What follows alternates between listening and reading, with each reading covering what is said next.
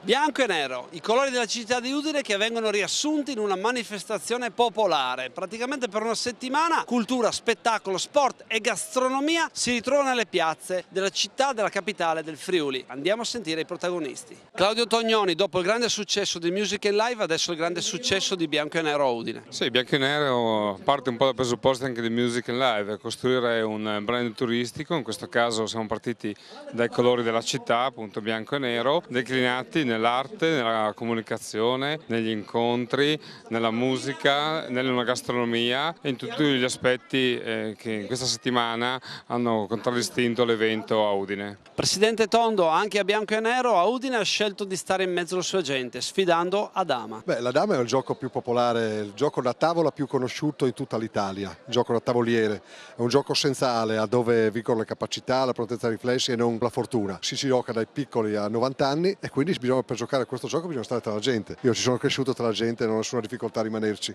Lei ha fatto 22 vittorie, 2 pareggi e una sconfitta, un po' come... Due sconfitte. Una era abbastanza attesa perché mi avevano tirato un trabocchetto, mi avevano messo un giocatore più forte di me, ma era giusto così.